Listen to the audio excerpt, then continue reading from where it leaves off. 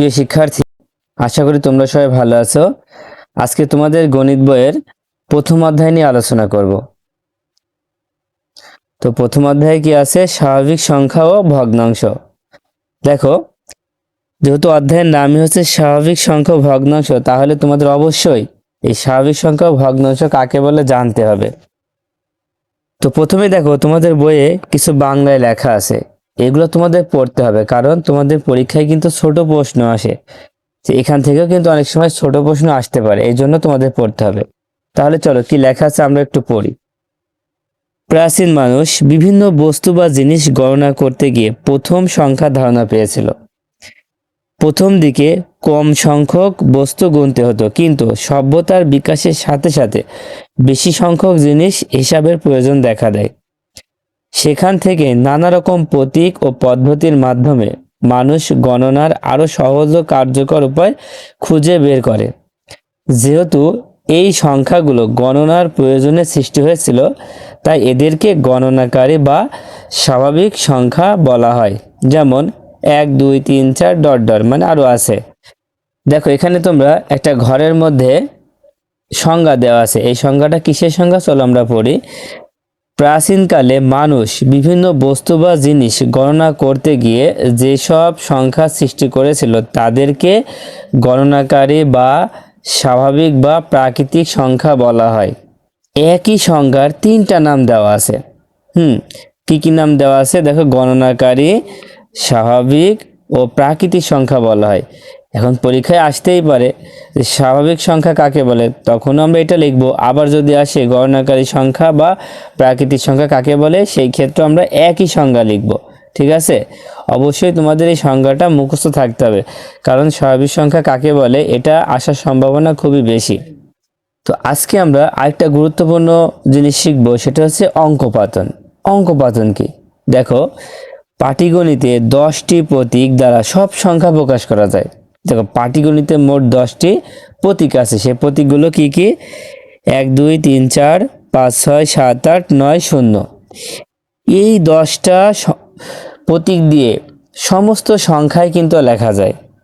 সব সংখ্যাই প্রকাশ করা যায়। তো এগুলোকে অঙ্ক বলা হয়, আবার এগুলোকে সংখ্যাও বলা হয়।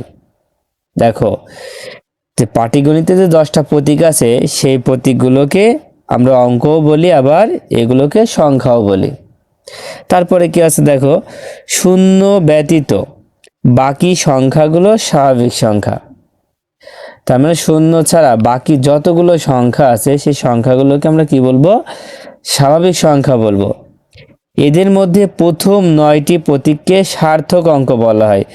সার্থক অঙ্ক মানে প্রথম 9টা, মানে শূন্য ছাড়া বাকি যতগুলো প্রতীক আছে সেগুলোকে আমরা কি বলবো?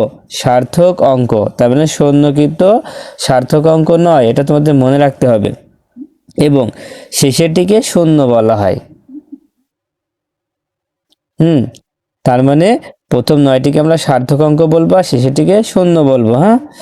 তারপরে দেখো, সংখ্যাগুলোর স্বকীয় বা নিজস্ব মান যথাক্রমে 1 2 3 4 5 6 7 8 9 ও 0।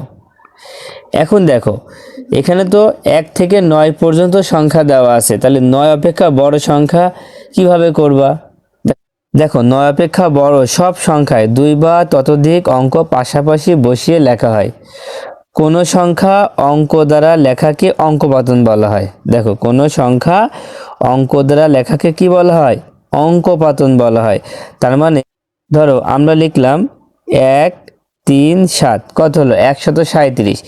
এই যে আমরা 3টা অঙ্ক দিয়ে যে একটা সংখ্যা লিখলাম, এই সংখ্যাটাকে আমরা, এই সংখ্যা লেখাটাকে আমরা কি বলবো? অঙ্কপাতন বলবো।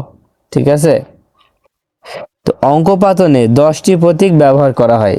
আমরা যে সংখ্যাগুলো তৈরি করব, এখানে 10টি প্রতীকই কি ব্যবহার করা হয়। তো 10 ভিত্তিক বলে সংখ্যা প্রকাশের রীতিকে দশমিক বা 10 গুণের রীতি বলা হয়।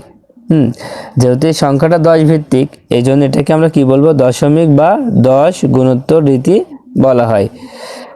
এই রীতিতে কয়েকটি অঙ্ক পাশাপাশি বসিয়ে সংখ্যা লিখলে এর সর্বাপেক্ষা ডান দিকের অঙ্কটি তার স্বকীয় মান প্রকাশ করে।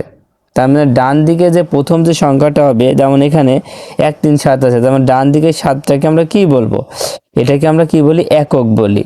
তার আগেরটাকে আমরা কি বলবো, দশক বলবো। তার মানে একটা থেকে আটটার ব্যবধান হচ্ছে 10 গুণ। কত গুণ, 10 গুণ। প্রত্যেকটা সংখ্যার মাঝে 10 গুণ করে আছে। এটা হচ্ছে তার স্বকীয় মান। এই সংখ্যাগুলোকে আমরা দুইটি পদ্ধতিতে লিখতে পারি। কিভাবে? একটা হচ্ছে দেশীয় পদ্ধতিতে, আর একটা হচ্ছে আন্তর্জাতিক পদ্ধতিতে। তো আমরা পরবর্তী ক্লাসে দেশীয় পদ্ধতি নিয়ে আলোচনা করব। তো আজকের মতো ক্লাসটা এই পর্যন্তই।